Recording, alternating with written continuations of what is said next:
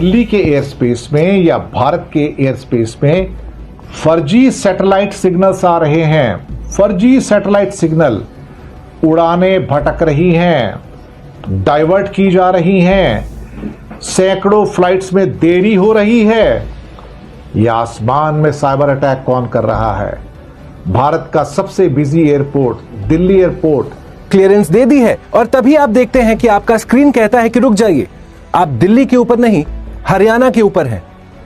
यह कोई मूवी का स्क्रिप्ट नहीं है दोस्तों, यह है जीपीएस स्पूफिंग, जहां पे फेक सैटेलाइट सिग्नल्स नवंबर 2023 से फरवरी 2025 के बीच में 465 जीपीएस स्पूफिंग की घटनाएं रिपोर्ट की गई हैं, जो कि पाकिस्तान बॉर्डर से हो रही हैं। बिल्कुल क्लियर है। तो ऑपरेशन सिंदूर में हमारा रफाल को लेकर कैसा एक्सपीरियंस रहा? बहुत ही अच्छा एक्सपीरियंस रहा है। रफाल ने करिश्मा किया है और बहुत ही शानदार जो है ये फाइटर प्लेन है। साथियों, पाकिस्तान में अब डिक्टेटरशिप आने वाली है। वहां का आसिम मुनीर असीमित शक्तियों के साथ पूरे पाकिस्तान पर राज करने वाला है।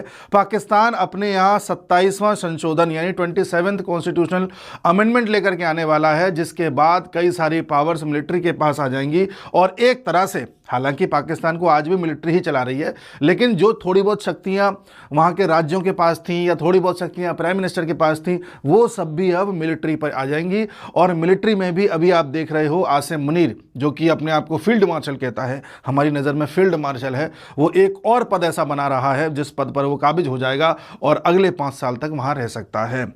पाकिस्तानी स्टेट किस तरीके से पैसे कमाता है, पाकिस्तानी फौज किस तरीके से अपने जर्नलों को अमीर बनाती है और किस तरीके से टेररिज्म को फंड करती है, चलिए इसके बारे में मैं आपको बताता हूं। और दस्तावेज दे के प्रॉपर आपको डॉक्यूमेंट्स दिखा के आज मैं बताऊंगा कि हो क्या रहा है। ये मानता हूं कि मुझसे बड़ा देशभक्ति कोई नहीं है भारत को मानने वाला। तो इसका मतलब ये होगा कि अगर मैं भारत का नागरिक हूं, मैं भारत से प्रेम करता हूं, तो क्या आप मुझे गौमूत्र पिला दीजिएगा? बताइए मुझे, आप पीजिए। सईद असीम बकार साहब, सईद असीम बकार, ये ऑब्जेक्शनेबल स्टेटमेंट है। कैसी? गौमूत्र और राष्ट्रगीत का फर्क नहीं पता आपको? आप किस तरह की बात कर रहे हैं? गौमूत्र पिला देंगे और राष्ट्रगीत जो हमारे स्वतंत्रता सेनानियों ने सुनकर इस देश की स्वतंत्रता जीती है, उसका आप कंपैरिजन गौमूत्र से कर रहे हैं असीम बकार साहब। मैं कह नहीं सकती कि ये आपका आई डोंट नो, आपको नॉलेज नहीं है या आप जान के प्रोवोक कर रहे हैं, प्रोवोकेटिव स्टेटमेंट उकसाने की बात कर रहे हैं। मैं समझ नहीं पा रही हूं इरादा क्या है आपका। गौमूत्र का नाम लिया है जिसको आप लोग छिड़कते हैं, पीते हैं, नहाते हैं। मैंने गंदी चीज का नाम तो आपके धर्म के हिसाब से आप लोग मतलब कौन? आप लोग मतलब कौन? आपके हिसाब से गौमूत्र आप लोग मतलब कौन? आपकी बात कर रहा हूं मैडम। नहीं, मैंने कभी गौमूत्र आपकी बात कर रहा हूं मैडम। मैंने कभी गौमूत्र को नहीं अपनाया है और मैं ना आपको ये इजाजत देती हूं कि आप इक्वेट करें कि हम जैसे लोग क्या करते हैं और क्या नहीं करते। हम आपके इस यूनिफॉर्म धारा में नहीं बैठ रहे। मैडम, जैसे आप हमारे यूनिफॉर्म धारा में नहीं बैठ रही है, वैसे ही हम भी आपकी यूनिफॉर्म धारा में नहीं। तो बिठाने की कोशिश मत कीजिए, आप अपनी बात रखिए। जैसे आप भी बिठाने की कोशिश मत कीजिए, बात को समझिए। जो कि चिकन स्नैक के साथ में हो है, वहां पर एक वर्ल्ड वॉर 2 का एयरबेस है। हालांकि बांग्लादेश में वर्ल्ड वॉर 2 के कई एयरबेस हैं, लेकिन चिकन स्नैक के पास ये जो लाल मुनीर हाट का जो एयरबेस है, ये बड़ा प्रोमिनेंट हो गया है साहब। आजकल एकदम से सुपर प्रोमिनेंट हो गया है। यहां पर चाइनीज टीम भी आके गई है, जहां पर अभी रिसेंटली बांग्लादेश के आर्मी चीफ भी होके गए हैं। वहां पर इस समय राडार सिस्टम, हैंगर्स, पार्किंग सब कुछ तैयार किया जा रहा है। मॉडर्न चाइनीज राडार सिस्टम भी सेट किया जा रहा है और वहां पर 12 फाइटर जेट को रखने के लिए पार्किंग बनाया जा रहा है। तो बड़े लेवल पर लाल मुनीर हाट का, जो कि चिकन स्नैक के बाजू में, यानी कि प्लेन वहां से उड़े तो शायद 1 या 2 मिनट के अंदर वो इंडिया के अंदर एंटर कर सकता है, 1 या 2 मिनट के अंदर। तो वहां के एयरबेस पे नए हैंगर्स, सारा का सारा जो रनवे है उसको पूरा मॉडर्न बनाया जा रहा है, नया जेट पार्किंग बनाया जा रहा है, नया रडार सिस्टम बनाया जा रहा है, नया वहां पर ऑफिस बनाया जा रहा है पूरा का पूरा एयरफोर्स का और बाकी एयरलाइंस के लिए भी। तो मुझे लगता है कि बांग्लादेश अपना जो मिलिट्री का मॉडर्नाइजेशन है वो कर रहा है। और अभी यूनुस साहब ने और आर्मी चीफ ने भी जो वकर उस जमान है, उनका कहना था कि 2030 तक हम मिलिट्री के मॉडर्नाइजेशन की बात कर रहे हैं, नए हथियार ले रहे हैं, नए एयरक्राफ्ट भी लेंगे और अपने आप को प्रोटेक्ट करना हमारा फर्ज बनता है। लाल मोनिरहाट एयरबेस का इस समय जो कायाकल्प हो रहा है, उसको रिनोवेशन किया जा रहा है। ये कहते हैं कि बांग्लादेश का सबसे बड़ा एयरबेस है। कुल 9 एयरबेस है वहां पर और ज्यादा करके एयरबेसेस आजादी से पहले के हैं, यानी कि वर्ल्ड वार 2 के हैं।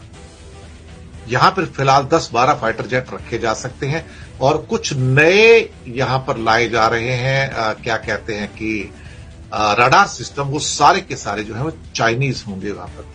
और चाइना से 70% इस पर मिलिट्री के जो वेयर्स आ रहे हैं सारे वो चाइना से परचेस किए जा रहे हैं, खासतौर से बांग्लादेश के द्वारा। वेल, इट्स देयर राइट और हर कंट्री अपने आप को तैयार करना चाहता है, प्रोटेक्ट करना चाहता है और ये उनका फर्ज भी होता है, उनका मुझे राइट भी है। मुझे लगता है कि हमें उस पर। जी हाँ, आप पिछले 2 साल से लगातार सुन रहे हैं, कभी प्रधानमंत्री मोदी को डिक्टेटर बताया जाता है, नरेटिव चलता है, यूट्यूब पर आप देखते हैं, अलग अलग जगहों पर देखते हैं। कभी शेख हसीना को डिक्टेटर बताया गया तो वहाँ से उनका तख्ता पलट हो गया। कभी कहीं पर तो कहीं पर किसी को डिक्टेटर बताया गया और वहाँ पर या तो तख्ता पलट की कोशिश हुई या तख्ता पलट हो गया। अंत में आप देख रहे हैं या वर्तमान में भी आप देख रहे हैं, डिक्टेटर कहाँ पर लोग बन रहे हैं? उन देशों में जो अमेरिका से हाथ मिला करके बैठे हुए हैं। अब आप पाकिस्तान का ही उदाहरण देख लीजिए। ऐसे करके एक नैरेटिव बनाया जाता है और पूरी दुनिया में जो चेस की गोटियां हैं अमेरिका अपने हिसाब से रखता है। अब ये पाकिस्तान में जो संशोधन लाया जाएगा, क्या ये पहली बार लाया जा रहा है या इस संशोधन में कौन कौन से प्रावधान हैं, इन सभी चीज़ों पर डिस्कशन करते हैं। आइए आगे बढ़ते हैं। इस भिखारी को देख लीजिए, ये जब ट्रंप के सामने जाता है तो किस तरह से देखो ये मेरे फोटो देख करके पता चल जाता है कितने बड़े भिखारी हैं। इन दोनों का जो बॉडी स्ट्रक्चर है, बॉडी लैंग्वेज है, देख करके पता चल रहा होगा कि अरे सर थोड़ा सा कुछ लोन मिल जाता तो, मतलब उस तरह सा कुछ है ना। खैर आगे बढ़ते हैं। हुआ ये है कि पाकिस्तान में ये बात रखी गई है, एक सभी से राय ली जा रही है पॉलिटिकल पार्टी से कि हम 27वां कॉन्स्टिट्यूशनल अमेंडमेंट करना चाहते हैं। तो इसमें ये प्रावधान है और सभी का टेम्परेचर नापा जा रहा है कि कौन किस चीज़ पर क्या बोल रहा है। ये जो प्रावधान है अमेंडमेंट का, इसके बाद कई सारी चीज़ें वहाँ बदली हुई नज़र आएंगी। जैसे जो आसिम मुनीर है, ये फील्ड मार्शल अपने आप को कहता है। इस साल मई में घोषणा हो गई थी, लेकिन ये इनफॉर्मल घोषणा थी, कहीं भी लीगल प्रोसीजर ऐसा नहीं है जहाँ पर फील्ड मार्शल का रैंक दिया जा सके। तो इस अमेंडमेंट के बाद जैसे ये रिटायर हो जाएगा, अभी 28 नवंबर को रिटायर हो जाएगा, उसके बाद लीगली इसे फील्ड मार्शल का टैग दे दिया जाएगा। पहला पॉइंट तो ये होगा। दूसरी बात ये होगी कि इसके बाद भी एक पोस्ट बनाई जाएगी, जैसे आपने देखा होगा हमारे यहाँ होता है चीफ ऑफ डिफेंस स्टाफ, इसी तरह से वहाँ पर एक बड़ी पोस्ट बनाई जाएगी जो फील्ड मार्शल से भी ऊपर होगी और उस पोस्ट पर ये आसिम मुनीर काबिज हो जाएगा और सभी सेनाओं को अपनी तरह से नियंत्रित करेगा। फील्ड मार्शल वो आर्मी तक सीमित है, अभी वहाँ से रिटायर होने वाला है वो, तो उसके बाद कैसे पावर हासिल करे, तो उसके लिए एक नई जुगाड़ करी है जिसमें अगले 5 साल तक ये पावर हासिल कर सकता है। फील्ड मार्शल 5 सितारा जनरल होता है, 5 स्टार जनरल होता है। जो अब बनेगी पोस्ट वो शायद 6 स्टार होगी, यानी 7 स्टार होगी, जो भी होगा इससे ऊपर ही होगी, तो वो पोस्ट भी बनाई जाएगी। ठीक है जी। इसके अलावा जुडिशरी में बदलाव किया जाएगा, कॉन्स्टिट्यूशनल कोर्ट्स बनाई जाएंगी जो सेपरेट होंगी सुप्रीम कोर्ट से, और सुप्रीम कोर्ट के कई सारे केसेस वहां चलाए जाएंगे और ऐसे केसेस जो बहुत सीरियस हैं या बहुत जल्दी उनको डील करना है, उनको इन कोर्ट्स में डील किया जाएगा। अब जाहिर सी बात है, आप समझ रहे हैं, जैसे कि मान लीजिए इमरान खान का केस है, इमरान खान जेल में पड़े हुए हैं। अब आसिम मुनीर चाहता है कि इसको मरवाएं, क्या करें। अब स्पीडी ट्रायल हो नहीं पा रहा है, धीरे धीरे चीज़ें आगे बढ़ रही हैं, आसिम मुनीर जैसे चाह रहा है वैसे हो नहीं पा रहा है, तो उसके लिए अब वो अलग से ही कोर्ट बनवा देगा। वहाँ पता चला 10 दिन में सब कुछ हो गया और इमरान खान को फांसी हो गई। तो जिसको टांगना है, किसी को एंटी नेशनल बोलना है, किसी को देशद्रोही बोलना है, तो इन सब को देशद्रोही, एंटी नेशनल और इन सब के नाम पर जल्दी जल्दी लटकाया जा सके, इनको सजा दी जा सके, इनको डरा के रखा जा सके, इसके लिए कोर्ट की अलग से व्यवस्था हो रही है। साथ ही जो एग्जिस्टिंग कोर्ट्स हैं उसमें भी जजेस के ट्रांसफ़र को लेकर के भी जो बदलाव है वो इस अमेंडमेंट के बाद किया जाएगा और कुछ इस तरह से कर दिया जाएगा कि जो आर्मी चाहेगी वैसे बदलाव किया जाएगा।